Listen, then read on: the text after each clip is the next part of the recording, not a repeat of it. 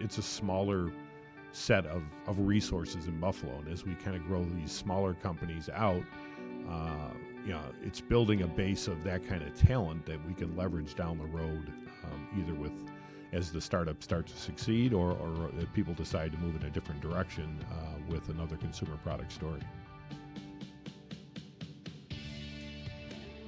Good morning, good afternoon, and good evening, whenever you may be listening, and welcome to Latitude, the 43 North podcast. I'm your host, Nate Benson, Director of Content here at 43 North, and we've got a great show for you this week. We have Pete Augustine. He's the former president of New Era Cap. You might have heard of them. They make a cap or two for one or two sports leagues.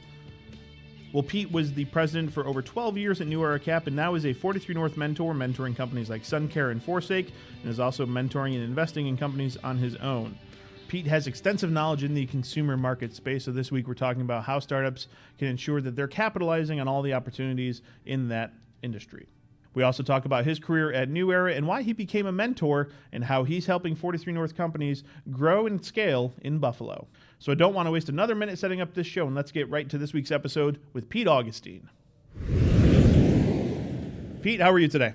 I'm doing good. Cold day in Buffalo, but good to be out and moving again after that storm. I was going to say we just survived a 2-day, not quite blizzard, but certainly not normal. Well, they like to talk about it as a blizzard. It's much more fun to say that than snowstorm. Exactly. So thanks for coming in today. So for those who don't know you, give us a quick pitch of who you are and what you do. Well, I'm a Buffalo native, fortunate enough to get in early days in New Era Cap, where I spent the better part of my 30-year career, 25 years at New Era. And started as the first controller and worked my way up. In the last 12 years of the company, I was the president of the company. And now you're helping out a lot of the startups coming through Buffalo as a mentor, assisting 43 North, right? Yeah, it's been interesting. I've been both mentoring and investing in a number of different startups, both in Buffalo and a couple other spots. And it's been great to impart some of my years of experience and knowledge onto these new companies. So your kind of base of expertise is kind of consumer products, scaling consumer products companies, things like that. Obviously, that experience comes from New Era, correct? Mm-hmm. Walk us back through, growing New Era to really what it is now. I mean, obviously, your legacy of that growth is still, you can still see it, so to speak. And, there was huge growth, throughout the 90s and early 2000s when you were kind of leading the ship, so to speak, right? Yeah, well, I mean, we were at a time when, the company was always known to have the best product, which I think is the foundation of any good consumer product brand. Starts with a great consumer product, right? Sounds obvious, but you'd believe how many people want to try the other way and do the sizzle without having any real stake. Right. But so we were fortunate enough to ride the reputation we had as the number one headwear provider into the licensing boom that started in sports. I mean, if you look back into the 1970s, everybody was wearing their work outfits to ball games, and that transitioned over to jerseys, headwear, and T-shirts and other things with logos on them, and that gave us the momentum to kind of be in the path of growth that led the company through countless years of growth, both within the U.S. and then ultimately internationally. You really didn't see that kind of sports licensing come to fruition really to the mid-'80s, early 90s, right? Yeah. I mean, really, right as I was walking in the door in 1990 was I would call it the height of the licensing boom. You'd go to trade shows and there'd be 30 different people trying to sell licensed products, and ultimately the league started to kind of scale that back to best providers, and that allowed us to have more room to operate and kind of, again, bring forward a lot of creative product stories, because the company was always built on the customization of its headwear. When we were making them for baseball teams and high schools and whatnot, if you needed 13 that looked just the way you wanted them to, we'd make them that way. Mm-hmm. So that expertise in the headwear business allowed us to scale that to retailers who wanted to differentiate their products from the guys next door. Right. Every retailer wants something special for their store, especially, in the kind of height of the retail consolidation in the 90s too. Like, why are you going to go into a Macy's or a Dick's Sporting Goods or insert store here? It's for that special item usually. Yeah. I mean, it gives them more room to tell their own stories and gives people a reason to shop beyond just price, which, again, is a foundational to trying to have a proper consumer product, a brand story, is to really be able to differentiate your storytelling and tie that to products that people can kind of aligned to in kind of very personal ways. In your time as kind of as president of New Era, what were some of the challenges of growing a consumer product? Because that's an ever-changing, kind of business. You're kind of at the behest of what the consumer wants, and that changes quarterly, if not weekly, sometimes. Well, we always talked in terms of you're only as good as your your next product launch. So there was always pressure to kind of keep the momentum going with what you thought was the next thing that would pique interest with your consumers. Obviously, competition, as we showed the possibilities in the category, we got a lot more competition, which is not unusual. So that was always a challenge. And growth itself, when you're trying to manage just more moving parts across multiple locations, multiple countries, that really becomes its own thing. So the mistakes can become bigger because the dollars associated with all your decision making are bigger, and then you're dealing across, not just your office in Buffalo, New York. You've got to deal with what's going on in Europe or what's going on down in South America, and the different dynamics of each of those markets. You started out as comptroller at New Era and kind of through the 90s, then became president. During that time also, there companies are leveraging technology. Now, obviously, New Era isn't a quote-unquote tech startup, but obviously technology for scaling was probably involved with a lot of the decision-making. And there was so much technology coming out, in the 90s, early 2000s, for manufacturing. What was your experience like in terms of making technological decisions to scale the company? Well, as you said, like the whole manufacturing of a baseball cap is really not that reliant on technology, so there wasn't a lot there. We certainly had a lot of very talented people within our facilities that could find the most efficient way to make the best product. Really where we saw the need to try to make technology work better for us is corralling the variety of customs that we were trying to allow our consumers and ultimately direct customers to create.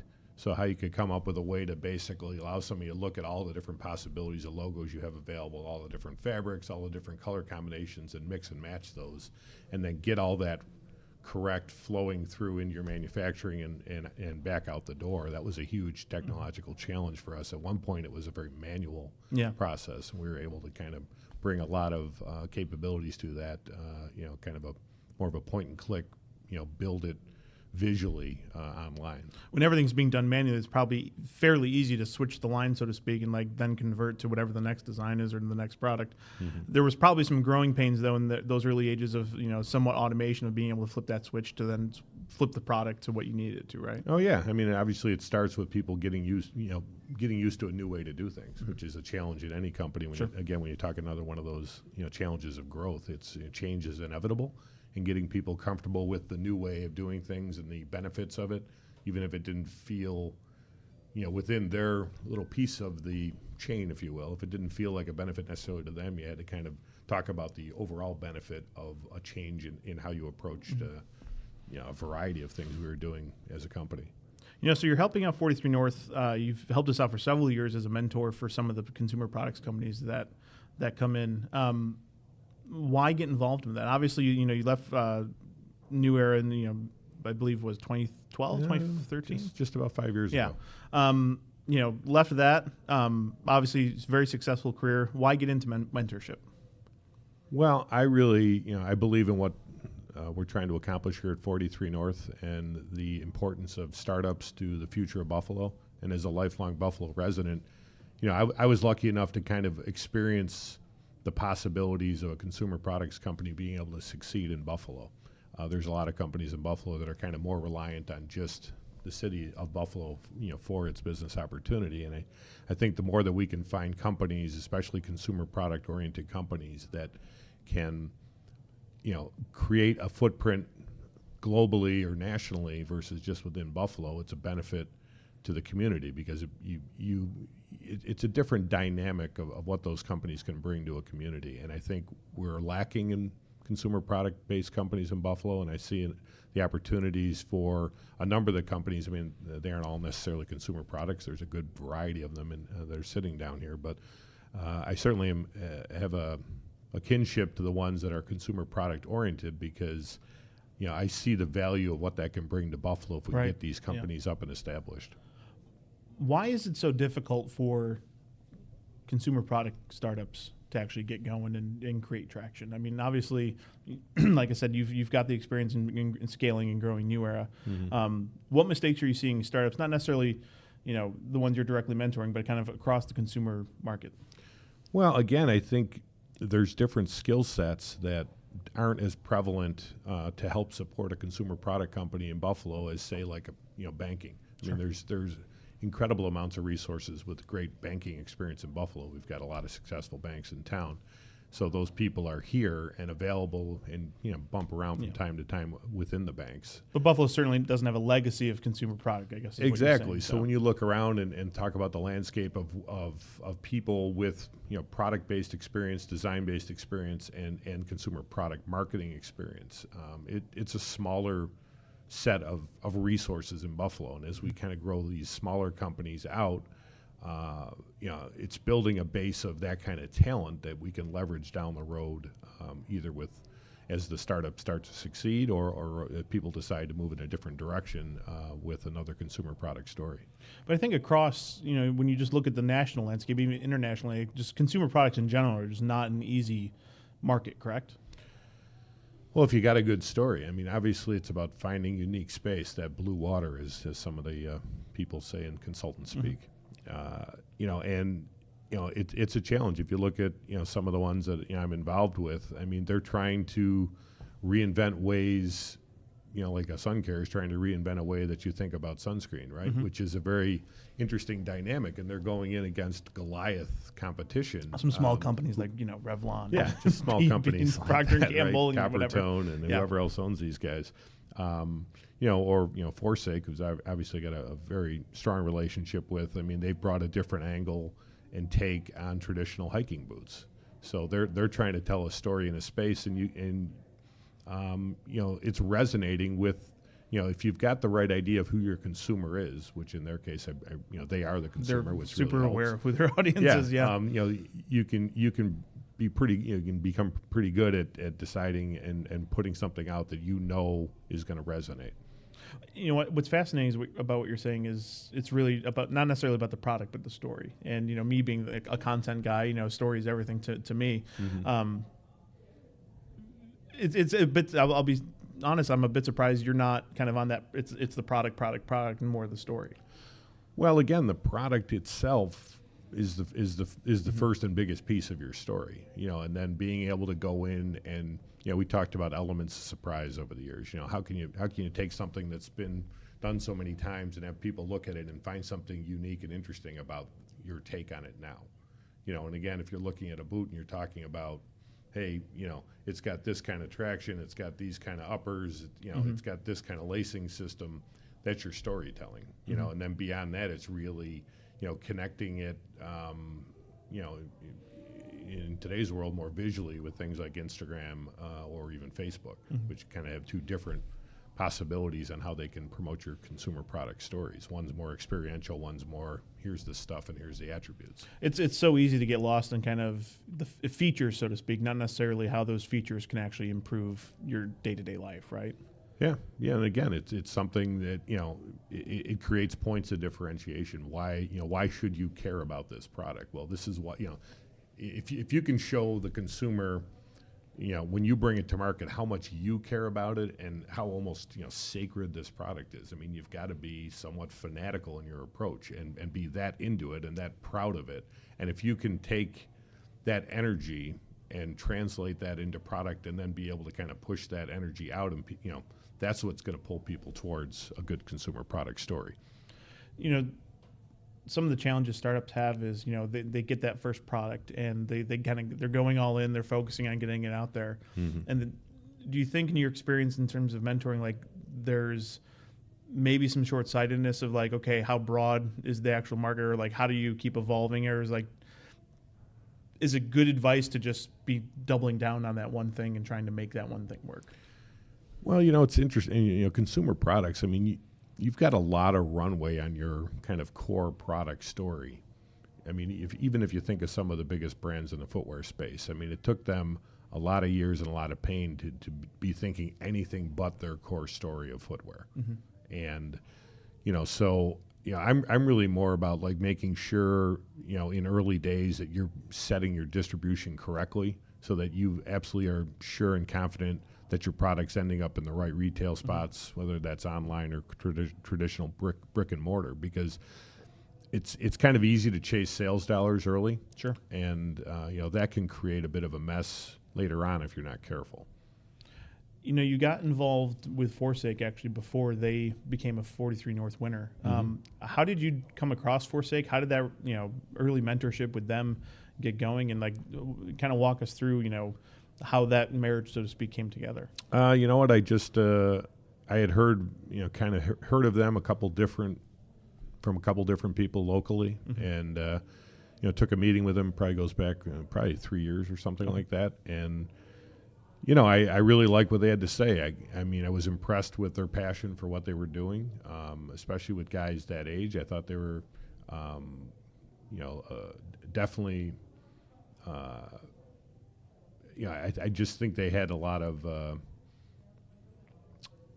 maturity for what they were trying to do as 25, 26-year-old guys.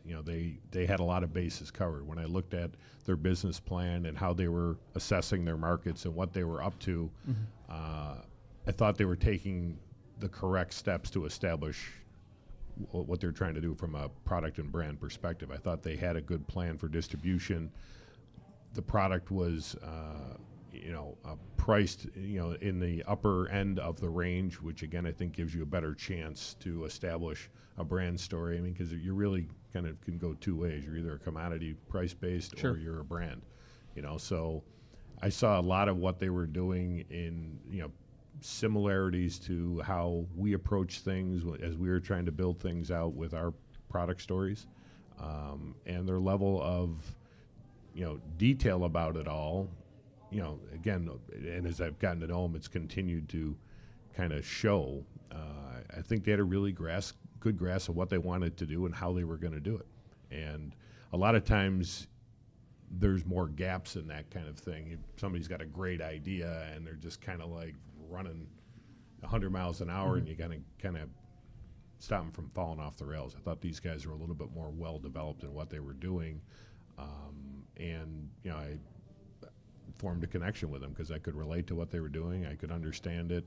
And it's been a very successful, not without its challenges, Sure, couple of years. And I'm excited that they threw their names in the ring on 43 North, and we've got them hopefully settled here in Buffalo, and they're continuing to see success. I know they're out west right now at their outdoor retail show, and things continue to look very positive. I know they've got some news on the horizon about some of their successes. I won't spoil that here, of course, but looking, they're about 5 years into this. It's probably since conception. They're kind of at that inflection point of is it going to be a thing, or is it going to kind of, they're at that first hill, so to speak. Yeah. And it's a matter of do you power through and get through it, or is it fizzle out? And that's typical with any startup at this stage in their career. But looking at Forsake, what are you in your experience? What are some of the problems that are kind of down the road for consumer product? And I'll use Forsake as an example since you're a mentor with them. What problems do you foresee down the horizon for them, and how do they, as a startup, overcome it? Well, they've still, obviously they're still pretty reliant on the next season's products, keeping the momentum going. They aren't over reliant on brick and mortar, but that how they can figure out a way to navigate that in today's online world. Obviously, there's a lot of upside opportunity there. Not surprisingly, their distribution is more focused in areas that have got people doing more hiking. So there's great opportunities to develop that out. They've got wide open opportunities with what to do outside the U.S. They've got a small amount of things going in Canada, but things like Europe and other parts of the world are completely untapped right now. Those will bring their own unique challenges and how you get into that business and choosing the correct partner to get started. But again, I see most of their challenges are based on their continued growth versus challenges, through a more negative lens, if you will. I would imagine a potential issue for a company like Forsake is one of the bigger brands essentially copying what they're doing, and because they've got the money and the muscle, so to speak, to leverage their new brand, it could be relatively easy to push a startup out, so to speak, right? I mean, we talked about that a lot over the years, back in my New Era days. And I think one of the challenges you have with the bigger brands is they're focused on bigger opportunities.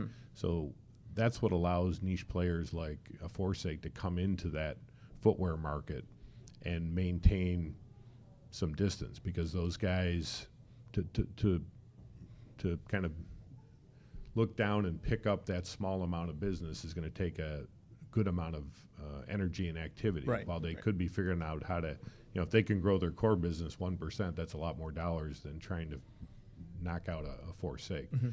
And ultimately that's why brands such as that in the space become attractive acquisitions at some point in time, because they can just be plugged into the starting lineup, if you will, and then they solve another gap that they kind of identified by the business they developed within the space.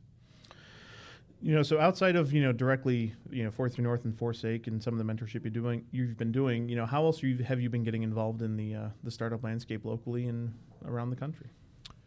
I've got again just. I would say it's been more word of mouth right now, and several different people. I mean, Oxford Pennant is another one that I'm been involved with for the last year or so, and that's a great story. I love Dave and the energy of what they're doing there. I think it's a great story.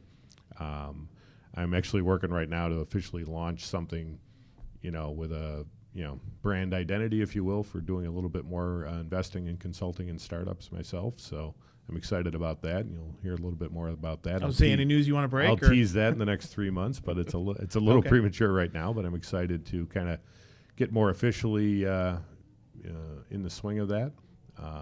And that's a direct result of the activities I've done so far. And I really like the energy and what I'm doing here, and I feel like I'm adding value to the conversations and the companies that I've had a chance to interact with.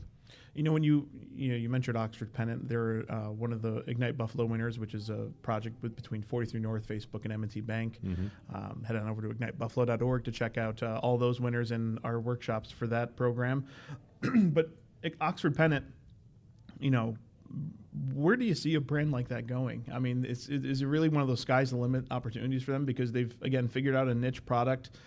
It's cool, it's attractive. They figured out how to market the hell out of it. With their visit your dream vacation in Buffalo in March. Love that campaign. It's fantastic. Yeah, absolutely. It really seems like that's just, again, it reminds me a lot of New Era when you just think it's a fun brand that doesn't let risk get in the way of trying something. I just think it's taking something that's a very old school product that a lot of people don't really think about. They all have a memory of a pennant in their life, especially, I would say, I don't want to, I think men more than women. Yeah. I had a bunch of them hanging. And I wish I would have held on to some of them, because it'd be fun to look at or put up and sell at Dave's store like they're doing. But I just think they've got a great platform to bring unlimited energy with the creativity they have and the customization they allow. And, that's a huge ingredient. A lot of people, kind of want to keep it simple and, just drop in. They could easily went and made thousands of just Crystal Beach pennants and called it a day, and it'd be unique enough. But they've continued to challenge themselves to come up with what's new and what's next and what's fresh. And it's a fun little product at the right kind of price point that people will dabble in it, and some people are really dabbling in it, if you will. So I think there are a lot of possibilities, and I think there's possibilities to take kind of what they're doing and how they're doing it and extrapolate that across other products beyond just pennants and camp flags and whatnot. It's interesting how you said that, because it kind of reverts back to what you were saying earlier. They could have just made a Crystal Beach a one-off, sell probably hundreds if not thousands in Buffalo, made a nice little piece of change. And I think there's a lot of consumer-ish type companies regionally and locally that have narrowed in on that. But again, I think their potential is kind of dampened by the fact that it's just hyper local, and whereas Oxford, they did that, but also realized, hey, if we want to make this a thing, we've got to expand and appeal to people outside of Buffalo. Well, and again, they're a great story that kind of adds different energy as they partner with different retailers and whatnot in New York City and some of these other spots, dropping their product in just creates a totally different feel. They're a very kind of friendly partner, if you will, which I think is which is a great spot to be in, because there's just so many ways to slice that, and they've really done a nice job chasing it down. And like I said, they never rest on, this month we've got, a new color of the Crystal Beach pennant. They could do that too, and they do have stuff like that. But they go beyond that, which I think is what's driving some of the excitement about what they're doing. And like I said, I really do love their creativity and what they bring to it. And I think the contest for a trip to Buffalo is so spot on with the brand they're trying to do. It's it makes perfect sense, and I think it's going to create a lot of positives for them and for the people that get to come to Buffalo. So as we wrap up the episode, I always like to ask folks, who've got the experience that you do. Can you share a story of one of the, looking back at your career, one of the big challenges you had, and kind of as a leader, how you were able to power through it, and how that can maybe translate to a startup founder in a similar situation? Well, I think as the landscape was shaking out and consolidating and licensing, New Era, along with a lot of other companies, got blindsided, if you will, when Reebok got some license exclusivity across a couple of leagues and bounced out of all the traditional licensing partners. And for a lot of companies, that could create a real issue, and we looked at it as an opportunity and challenged ourselves creatively to make up for the fact that we didn't have a spot in the NFL. And I'm very proud of what we were able to do during that time period that ultimately led New Era back into the NFL with a bigger and better deal than we had to begin with on the NFL sidelines, a deal they still have today. And I think, the learning there is, even when you look at something that could be a very negative scenario, if you basically kind of put your head down and keep trying to do what you do best and not vary from it as a result of something like that, good things can happen. So it's really a lesson in like creatively thinking, okay, this happened, how can I either get around it creatively or it's problem solve it essentially. And kind of keep doing what you're doing, because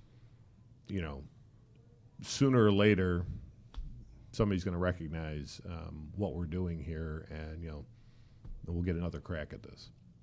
Well, Pete, thanks for coming on the podcast today. I really appreciate it. And I also just want to say thanks for, all the time you've put in being a mentor for 43 North. All of us, including the startups, have appreciated, interacting with you and experiencing just, the great advice you have. I know the staff always gets a kick when you're in the office, so we really enjoy it. If folks listening want to reach out and just, learn more about what you're doing, or just want, maybe a quick coffee or something, how can they do that? Well, I'm on LinkedIn, and that's the easiest way to find me, I think. And like I said, I'll be throwing a few other things out there about what I'm working on with this new branding, if you will. So excited about that. So look for that in the coming months. And thanks for having me. I've really enjoyed what's going on down here, and I would invite everybody within the business community of Buffalo to try to figure out a way to get involved, because there's so much positive going on down here, and the more people that know it and embrace it and endorse it, the better our success will be with supporting these new companies to develop the future of Buffalo. A lot of people come to 43 North or Launch New York or other organizations and say, I don't know how to get involved, and I think you're a great example of just what that involvement looks like. Just taking some time to talk to the startups and lend if you have any expertise in any area, at least from what I've seen from kind of outside looking in, all the startup founders and those involved in these companies are eager to soak up that knowledge, right? Oh yeah, absolutely. And again, even if it's just to get somebody acclimated to what it's like to be in Buffalo, that's so important as these folks get a kind of 1-year test drive, and it's great to see so many of them sticking around and making it happen. Well, Pete, thanks again for coming, and we'll check up with you down the road. All right, thanks, Nate. Cheers. I want to thank Pete for joining us on the podcast this week. I thought it was a great conversation for any startups or any founders in the consumer product space. Make sure you head on over to 43north.org/jobs. If you're in the market for a new job, if you want to change things up in your professional career, well, 43north.org/jobs is the place to find your new startup job. If you're curious about jobs in the startup landscape, that's the place you want to check it out. So head on over again to 43north.org/jobs. Thanks again for listening to the podcast. Make sure you subscribe on any platform that you listen to your podcasts, and head on over to Apple Podcasts and leave us a 5-star review. The more reviews we have for the show, the more iTunes will plug it and promote it. And that's good for everybody. Thanks again for listening. If you want to leave a request or have a specific request for a topic that we should cover on the show, shoot me an email, podcast@43north.org. For 43 North, I'm Nate Benson, and we'll see you at the next one.